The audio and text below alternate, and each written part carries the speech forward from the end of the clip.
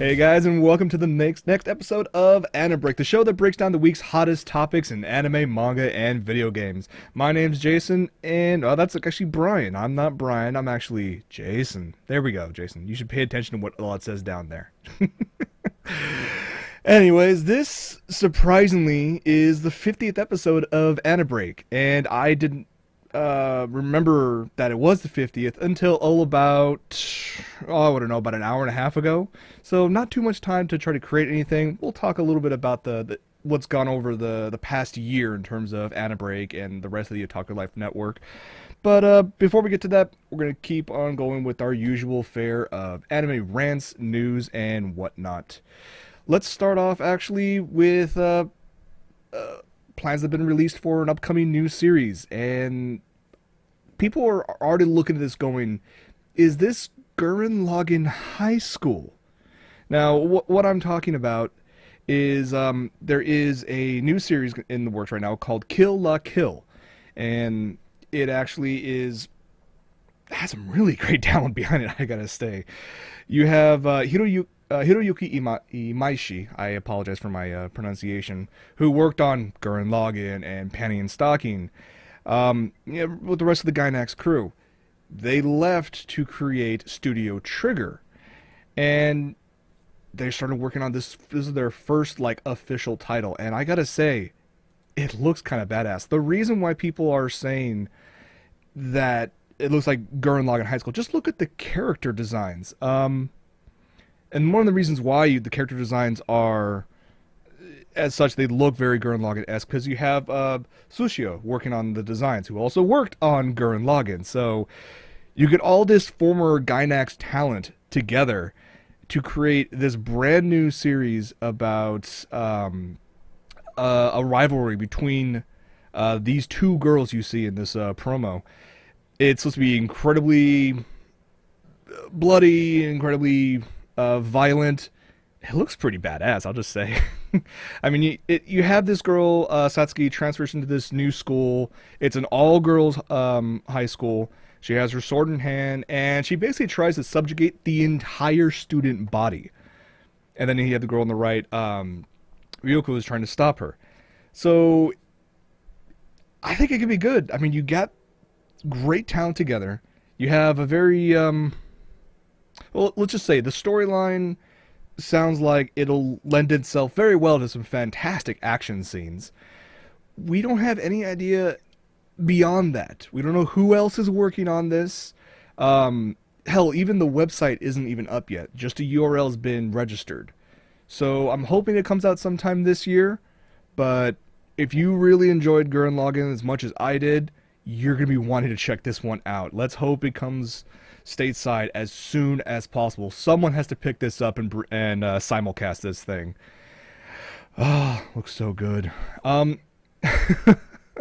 What's in God's name in the chat goes, didn't Little Witch Academy have an all-female school? Yep. Okay. Let's talk about the Fate series. Fate Stay Night, Fate Zero, all the, expansions upon that.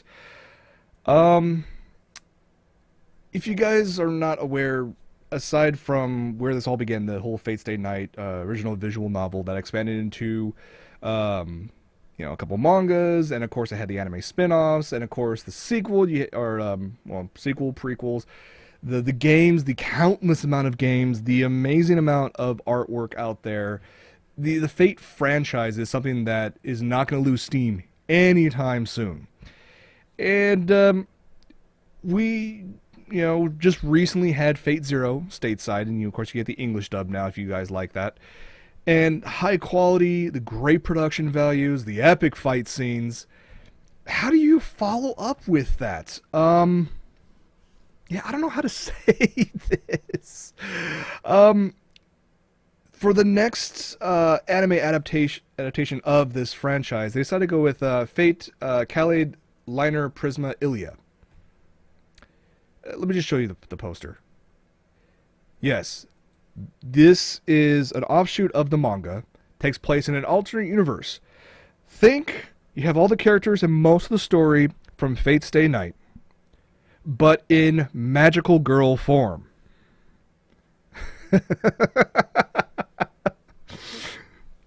I can't make this up. We are going to have essentially a Fate Stay Magical Girl series. Yes, it does look very Moe Kenshin 77. To bring this into this new foray that I don't think has ever happened really in the franchise, aside from the manga, you have the studio and director of the Baka and Test anime working on this. I mean, you even have the Baka and Test creator, Kenji Inoue, supervising the scripts. So, those of you expecting anything close to Fate Stay or Fate Zero, you know, you're not really going to find this. Let me just read the bit of the story real quick. It starts off with with basically Ilya. Just like her, unlike her Fate Stay Night counterpart, she has a normal childhood, growing up with no knowledge or magic, nothing about the Holy Grail War. She knows nothing about it. She lives with her brother and looked after by maids. She's a fan of magical girl anime and daydreams of becoming one. She encounters a magic wand named Magical Ruby, and she is tricked into signing a contract. Where have I heard that before? And she becomes a magical girl. And as a magical girl, she must search for the 7 class cards, which contain the souls of heroic spirits. So it's Fate Stay Night cross with Cardcaptor Sakura? Yeah, okay, maybe throw a little Monica in there somewhere. I mean, yeah, this will be interesting. Now, the manga, it's no surprise this eventually was going to be turned into an anime. Because it started back in 2007, and then there was a sequel in 2010, and then there was another sequel to the manga in 2012. It keeps on growing and growing. So, yeah, we're going to get this sometime this year. I'm guessing midsummer. I had to share it. I look at this and go, what? Okay, yeah, enough of that. I have to put that down. Some other news we've already talked about before, how Chuniboyo before was only announced that it's getting a new project. People wondered if this was a new movie, if it was a new series, is it a retelling? Well, we finally got the official word that the season, this new project is actually going to be season 2 of the series. So it's continue on your, how would you describe the series? Adolescent delusional comedy? I guess you can call it that, yeah. I mean, it was cute for what it was, but I didn't get too much into it. But, yeah, so Season 2 will happen sometime this year, continuing on the story. I need to catch up, because I only watched the first 5 episodes, and I never really watched more beyond that. So maybe this will tell me I should probably give it another shot. Yes. I know you guys love Fullmetal Alchemist, and of course the remake Fullmetal Alchemist Brotherhood. And of course the manga is pretty epic in its own. Well, the mangaka, who hasn't really done much since then, he's been doing some things here and there, announced last Thursday that he's working on a new project, and it's actually a manga adaptation of the heroic legend of Arslan. This is actually a fantasy novel series by the novelists who worked on Legend of Galactic Heroes, Titania, Legend of Dragon Kings. So we're going to get, I don't know, how would you call it? Would it be more, well, kind of like Fullmetal Alchemist, but more in a fantasy setting? Or you can't get any more fantasy than that. Not really sure. It could be one way or the other. It's going to start in an August issue of, I forget which magazine over in Japan, July 9th. So we're not going to get it stateside for quite some time.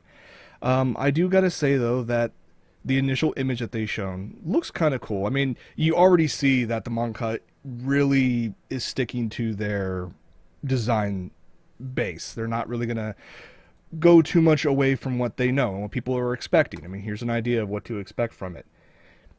I mean, it almost looks, you know, just to some people would look at it and go, okay, this could be a sequel to Fullmetal Alchemist. No, it's not a sequel to Fullmetal Alchemist. It just has the same design style, which makes you wonder if and when this gets an anime adaptation.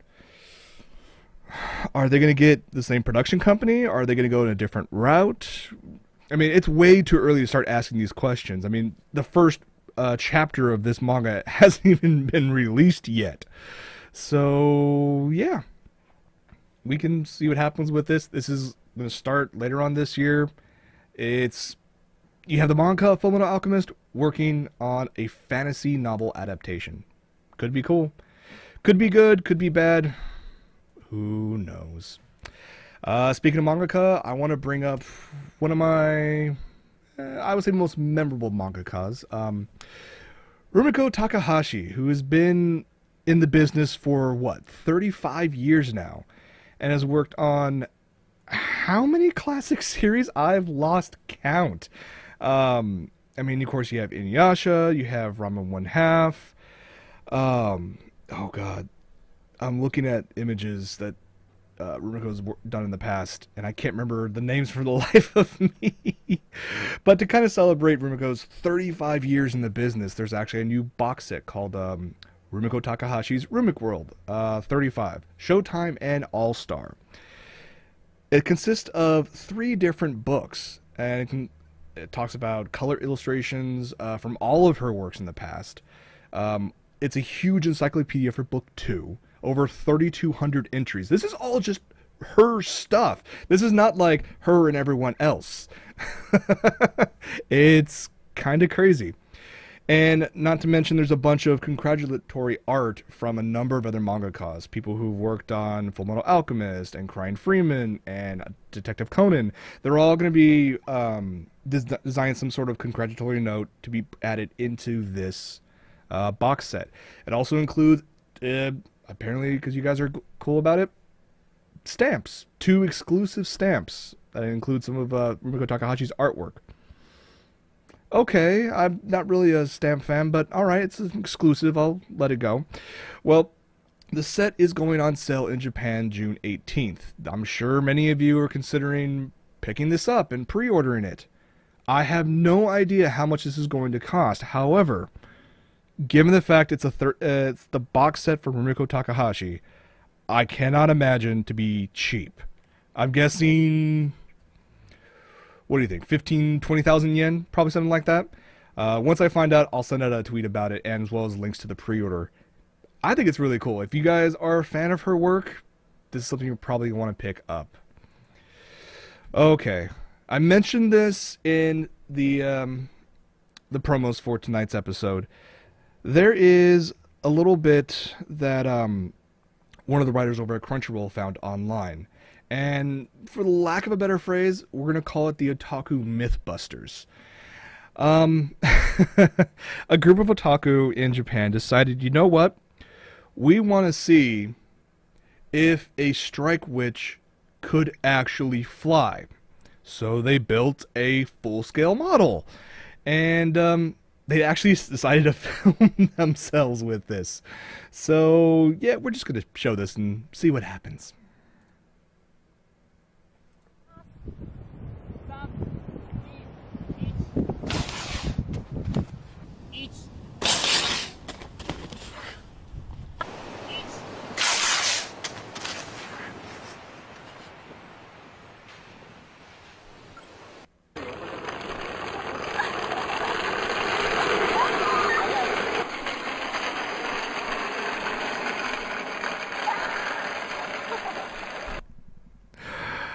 Okay. It won't work in actual physics. Well, they should have seen this happening well beforehand. But of course, being otaku, they improvise. If we can't send a full-scale model up, you know what? Instead of trying to send a scale model up, why don't we just have a cosplayer come in and we'll just drag her across the ground? Yeah, that'll work. It'll look awesome. We can Photoshop and use After Effects and make her look like she's flying. Okay. I had to show that when I came across it earlier today. Yeah, before we move on to any other news, I want to talk about what I've been watching lately. And it's going to be mildly spoilerific. I mean, I guess I could post up the whole. No, it doesn't even have the spoiler logo on it. Let's let me back up. The past couple days, for some reason, I've been busy with working on stuff online and just stuff around the house. But for some reason, I had made damn sure in every room, if I was working in a room, there was anime on the TV. So I caught up on a crapload of stuff that, I missed the past couple weeks. And I went through a couple stuff on Crunchyroll, and I gotta say, Attack on Titan, when they finally got to a battle scene in episode 5, not giving, any full spoilers on that, but that just proved to me that all the hype that they built in the trailer is not going to go away anytime soon, because this is just absolutely amazing. It was incredible artwork, great fight scene. I, I kind of read, I guess possibly as a joke somewhere, that big Titan, the one that's like red and you see all the muscles and whatnot. Someone jokes that the mangaka based him off of a Brock Samson. I don't know. I guess you can kind of see it here and there in that. I've yet to see anything of this Uta no Prince-sama, which has a second season and was just recently started to stream on Crunchyroll. I'm I'm really digging Oreimo season 2. Just because, I mean, there are so many good things about Oreimo that it kind of outweighs the whole implied incestuous aspect in the back, which is sometimes blatantly thrust forward, but no. But other than that, I would say Oreimo Season 2 is actually living up to its expectations. The one I want to rant about, well, there's a couple I'm going to rant about. After watching up to episode 6, I think it's of Valrav the Liberator, which is a series that I did not think I was actually going to enjoy. Turned out I'm hooked. I was hooked after episode 1, which is rare. I usually like, okay, I'll give it a few episodes and see how things progress. No, this one, after episode 1, I was instantly watching episode 2. It was kind of a surprise to me. The only problem for me was after I caught up on Valrav the Liberator, I went over to the other new mech series, Majestic Prince. And no, what in the hell? I could be slightly biased given there is a drastic difference in animation quality between Valrav and Majestic Prince. The CG even it has a drastic difference. And normally I'm one to say, okay, I can try to look past animation quality if it has a good storyline. No, it doesn't.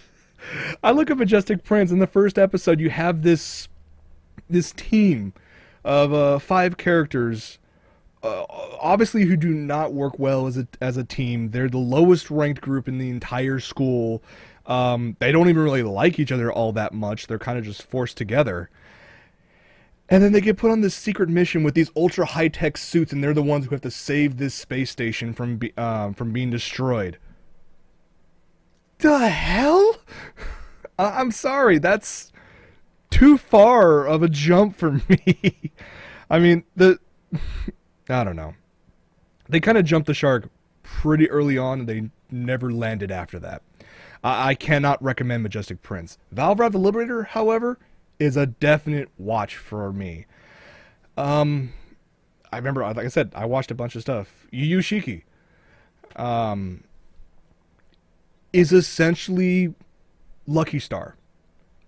From the animation quality to the character design to it literally is one of the most random animes I've heard in terms of dialogue, and because there really isn't a story, it's 4 coma slice of life. So they stick to that 4 coma style so much. In a single scene of the three main girls in a classroom, they'll go through 8 different conversations. Not a single one has anything to do with the others. It just jumps so far. Now you look at that on paper and go, that doesn't sound like entertainment at all. I said the same thing about Lucky Star until I watched Lucky Star. If you enjoy Lucky Star, you're going to enjoy Yu Yu Shiki. I'll just put it that way. Flowers of Evil is still far and away my favorite anime of this season. I mean, you can get past the whole animation controversy if you want. I mean, it doesn't even really bother me. But oh my god. The level of... I can't even say pervasiveness. I'm going to say...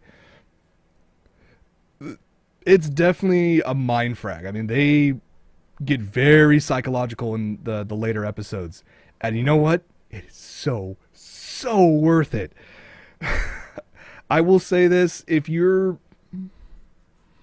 There are people I know who will actually be a little turned off just by how dark this story gets. But if you're like me and you're like, people are mentally scarred, how awesome is that? You're going to enjoy it. I'll just state that. There is there's an episode, I think episode 5, where one of the main characters has to go on a date with the girl he likes. Well, he's not alone.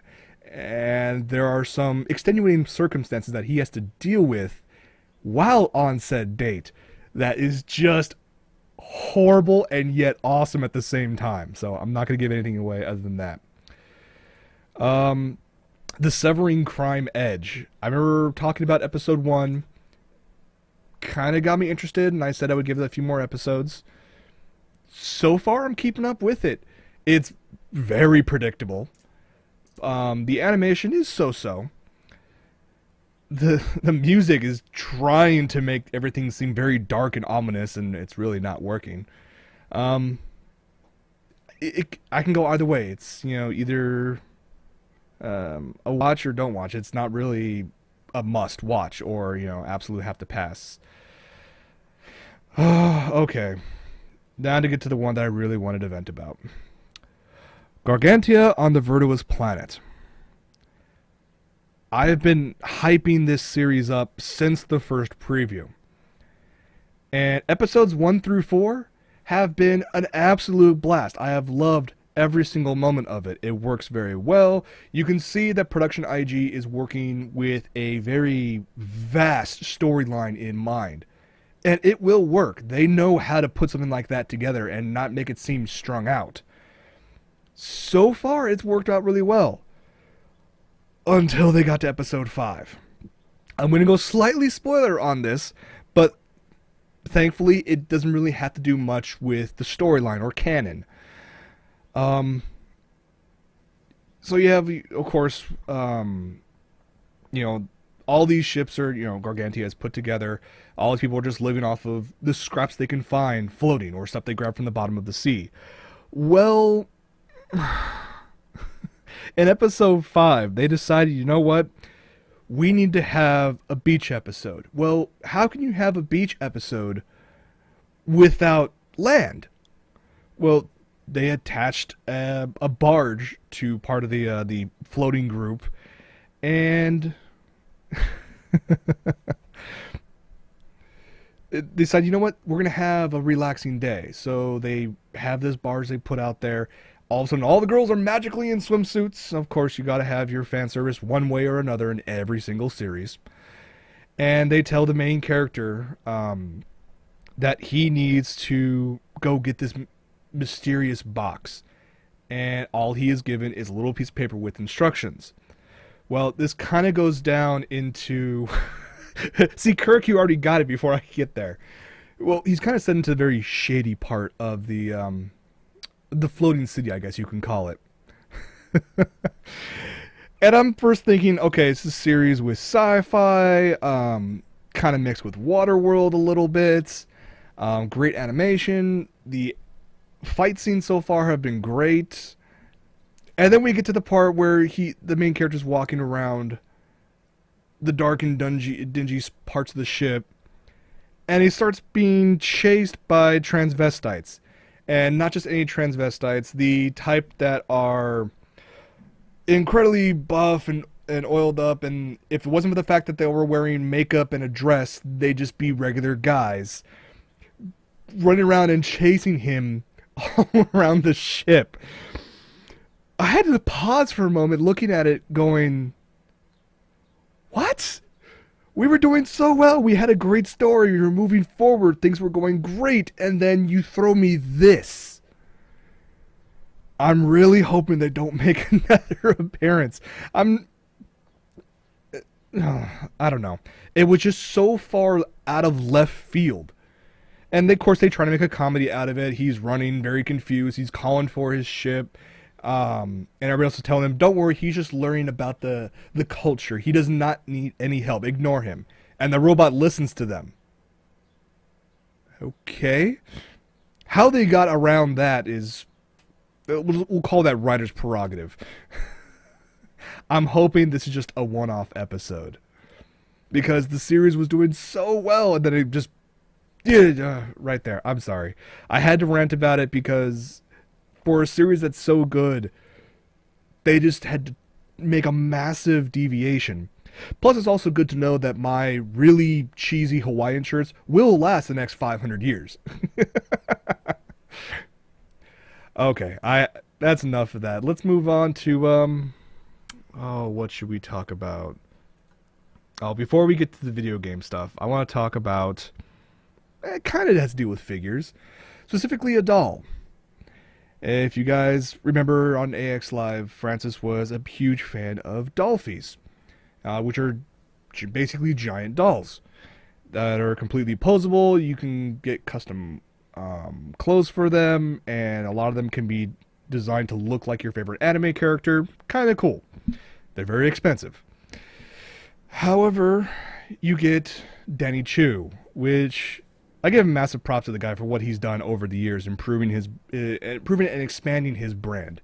Not only of his own brand, but also of his mascot, Marai-chan. And I gotta say, this character is popping up everywhere in a bunch of different anime, and now she's coming up in a future video game. She's going all over the place. But as we all know, Danny Choo loves Dolphies. And he's been working on making his own doll. It's not just a Dolphy, which is his own doll. And I gotta say, it looks very cute. Would I ever buy one? Probably not. Until he decided to make a little change.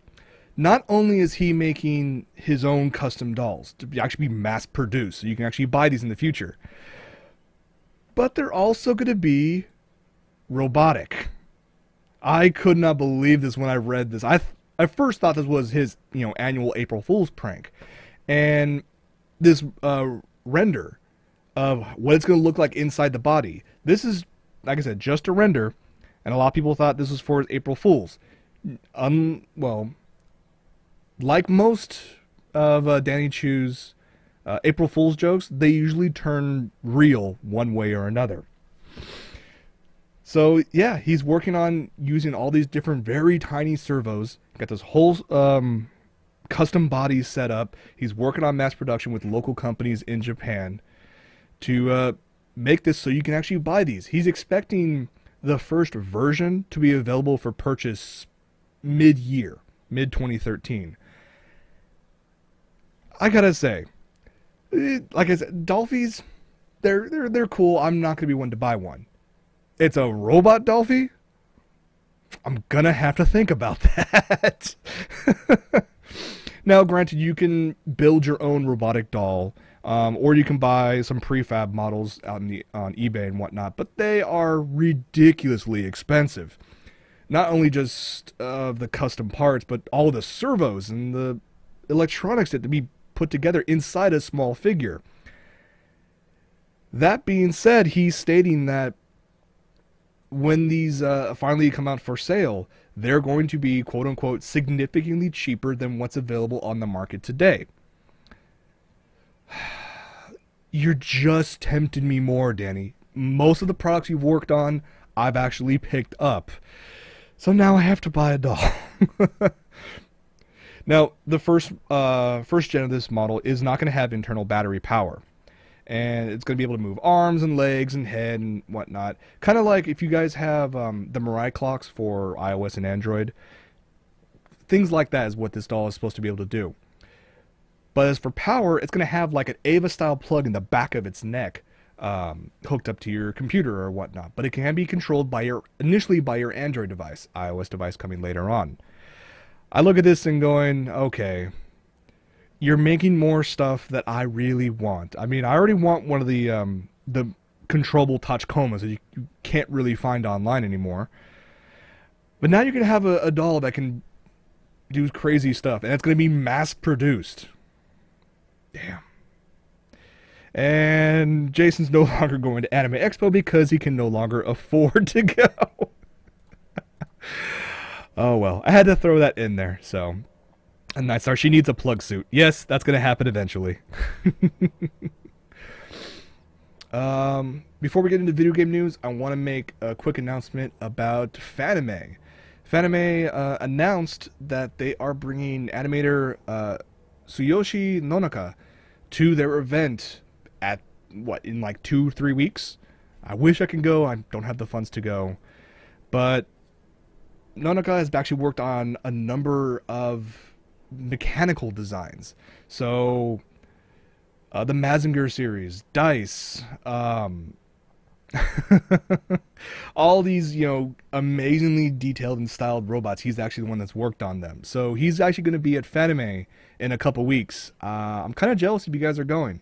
If you guys are going, let me know, because working on mech designs for anime is cool and all. But he also worked on mech designs for Power Rangers and Kamen Rider. Yeah, I want to get like one of those little figures and have him sign that, because that part is just epic. I give him massive props for that. Okay. Shall we get into the video game news? Real quick, no surprise, Sony is going to have an announcement on the 15th anniversary of the Gran Turismo series. Are we really surprised by this? No. Does this mean we're going to have probably a preview of Gran Turismo 6? Yes. Does this mean we're going to get footage of what is going to happen in this game, what it's going to look like? No.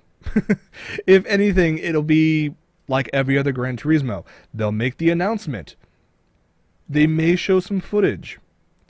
I'm guessing it'll be announced for the PS4, not for the PS3. When will we as the gaming public be able to play this? Probably not till like 2017 or later, because they take so much time, but they do a damn good job of it. So, we'll see what happens. The other bit of news that I was actually thankful for is Telltale Games. Recently I've been talking about their latest game, Poker Night 2. They've also worked on a number of great games, the Walking Dead series, also the Back to the Future series. Kind of has that cel-shaded design, works well given how they utilize the gameplay around it. So, I was very happy to find out that Telltale Games' next project, and it's probably going to be a long project, is actually based off of the Fables comic series. It's going to feature these two main characters. If you guys have never heard about the Fables series, it's actually under DC Comics Vertigo. Essentially, the series takes all your classic fairy tales, Snow White, the Three Little Pigs, etc., and throws them into reality. Now, this is not the first or the only comic series that's ever done this, but I like how they went about going through this, because they had all the think like Who Framed Roger Rabbit. All the fantasy characters had their own land. Well, there's this dark and menacing force which actually took over that area. So, where are all these Fable characters supposed to go to? Well, they're supposed to create their own little area of New York City and blend in with society and get actual jobs and have to deal with day-to-day life as you and I know it. I mean, it's great stuff that you get, like murder mysteries in there, conspiracy thrillers. I mean, hell, it starts off with the divorce of Snow White and Prince Charming due to his infidelity. I mean, the comic is awesome. It's been going on for years. You can catch up online easily. But Telltale is bringing this comic series to a video game form. It looks so good. I gotta say, if you like Walking Dead, if you like Back to the Future, think along those same lines in terms of the gameplay mechanics, in terms of the cell shaded graphics. You're gonna get that style in this game. You're gonna get it sometime today, or sometime this year, I should state, from Telltale. Probably in episodic format, like the other games, but gonna be so worth it. For those of you thinking, why hasn't this been done before? Well, not surprising, NBC actually licensed the Fables comic series to be turned into a TV drama. Well, due to extenuating circumstances, the pilot fell through and the project kind of folded, only to be revived shortly thereafter as Grimm. So this is the precursor to everything that NBC is doing now with Grimm. Who did he cheat her with? You're just gonna have to read the comics to find out. It looks good. It looks really good. They have the writer of the comic to actually come in and work on the storyline for the games. That's coming out sometime this year. And yes, I had to share it. It is just that awesome. Okay, speaking of new games, some very big alumni from Square Enix, working on all the Final Fantasy games. They left a while ago to create a brand new company, and they finally announced their newest game, I should state. And I'm just gonna show this little picture here for you, so you guys can get an idea of what to expect. This game is called Fairy Fencer F. It's an upcoming RPG. You have the illustrator Yoshitaka Amano, who worked on not only the Final Fantasy franchise but also Vampire Hunter D. You also have legendary composer Nobuo Uematsu, who worked obviously on all the Final Fantasy games, Blue Dragon, Oh My Goddess the movie. He's doing all the music with his new band that he created after dissolving the Black Mages, called Earthbound Papas. I have their first album. It's absolutely amazing. If you enjoy what he's worked on before, you're going to enjoy Earthbound Papas.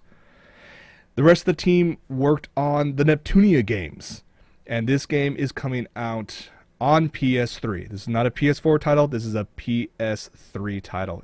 It's going to look amazing. And when you have this pedigree of crew behind it, you have high hopes and high expectations. Now, are they going to be able to live up to those expectations? Well, they have in the past. So I have no doubts in my mind that this will continue on the quality of what they've made in the continue their winning streak, I should state.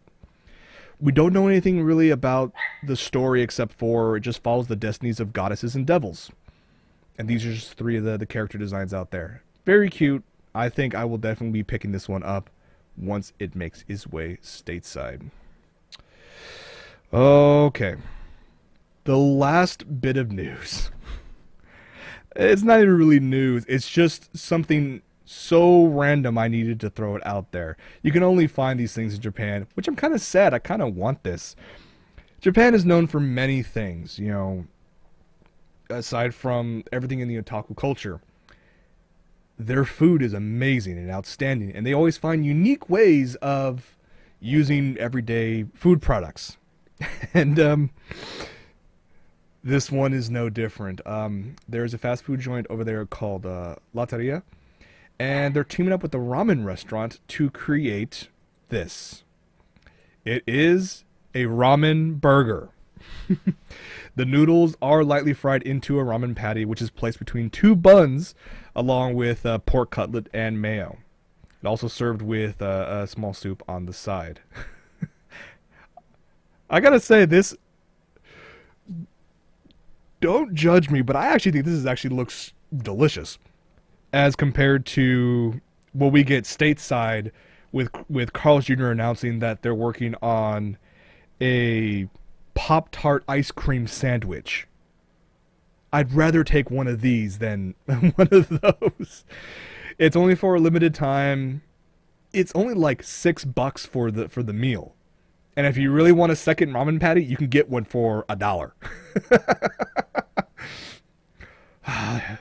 To go over to Japan and get one of these right now would be amazing. I might have to call some of my friends who live over there and say, get one of these, videotape you eating it so I can be even more jealous of you. Alright, I had to throw that in there. It's just a random bit. But I think that's going to be it for this episode. Want to thank you guys so much for hanging out with me. I know it's technically the 50th episode of AniBreak, and I'm stupid enough to forget that it is the 50th. But you know what? We still had an absolute blast. We've been having fun almost this past year. 2 more weeks and it's going to be a full year since the first episode. I know the show has gone through some changes in terms of format and length. But you know what? It's been an absolute blast the whole time. I have no reason to doubt the continued existence of not only AniBreak, but the other shows of the OtakuLife network, like From My Mother's Basement with Michael, and the future projects like Ultimate Geek Showdown, the new project that I can't talk about just yet. But yeah, it's a year and a half ago, I would have never thought that I would have made my own set of shows, my own web shows. But it's been it's been so much fun.